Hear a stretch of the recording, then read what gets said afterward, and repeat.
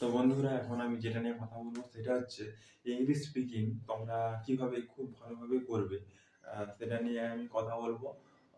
English speaking একটা সহজ একটা বিষয়, যেটা নিয়ে আমি এর আগেও অনেক ভিডিওতে বলেছি এবং এখনো বলছি। দেখো, এটা একটা সহজ বিষয়, এটাকে অত ক্রিটিক্যাল বিষয় ভেবে কিছু লাভ নেই, ঠিক আছে? যেটা সহজ সেটাকে সহজভাবে নেবে, ঠিক আছে? তবেই তোমরা শিখতে পারবে, ঠিক আছে? সমাজকে সমাজের মতো করে খাও, অবশ্যই তোমরা শিখতে পারবে। আর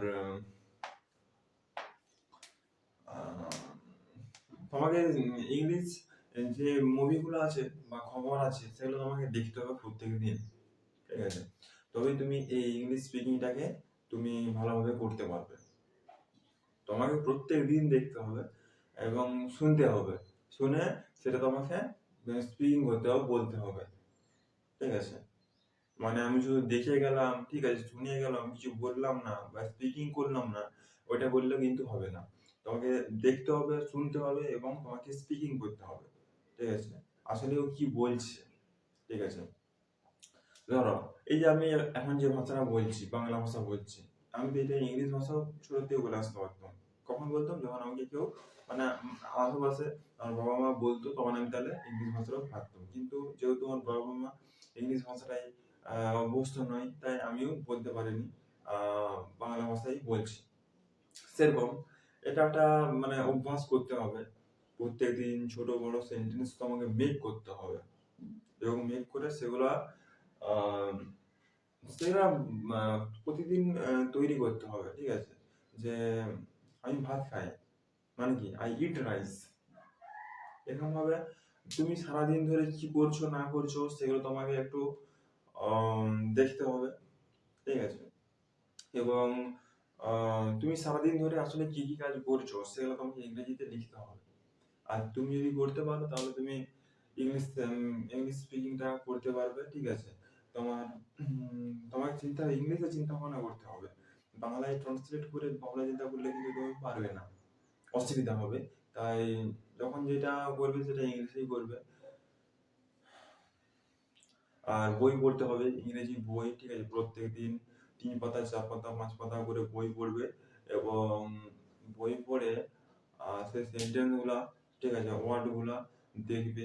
ওখানে অনেক নতুন নতুন ওয়ার্ড পাবে, সেই ওয়ার্ড গুলো দেখবে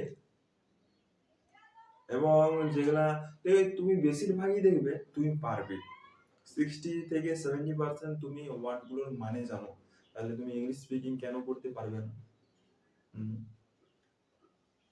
একটা বইয়ের যদি 5 পাতা তুমি ওই মানেগুলো জেনে নাও প্রত্যেকটা ওয়ার্ডের, তাহলে তুমি পুরো বইটারই পারবে। হয়তো এখানে সেখানে একটা দুটা ওয়ার্ড, নতুন নতুন ওয়ার্ড থাকতে পারে, সেটার কথা আলাদা।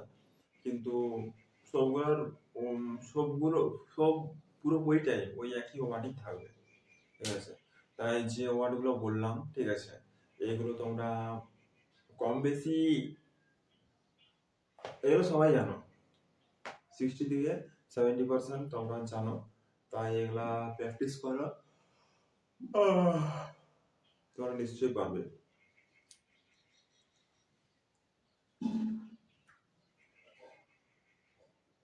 ওকে, তাই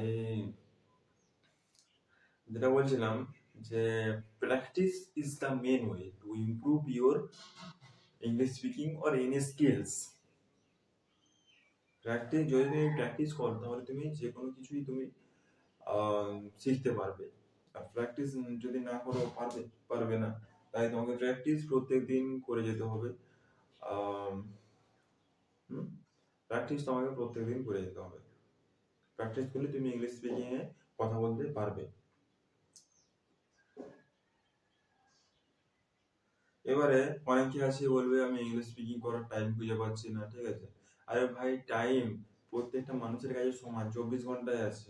বিল গেটস, মুকেশ আম্বানি, ঠিক আছে, প্রধানমন্ত্রী, মুখ্যমন্ত্রী, সবার কাছে ওই 24 ঘন্টায় আছে। তাহলে ওরা ওই সময়টাকে ইউজ করে, ইউটিলাইজ করে, ঠিক আছে, সমস্ত কাজ করছে। তা তুমি কেন পারবে না? হুম।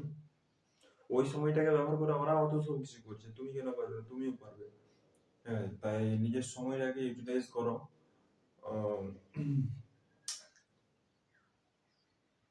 অবশ্যই ইংলিশ স্পিকিং তোমরা নিজেরাও করতে পারবে। যদি ইংলিশ নয় আরো অনেক কিছু স্পিকিং তোমরা করতে পারবে। এরকম ভাবে সেন্টেন্স মেক বানাও।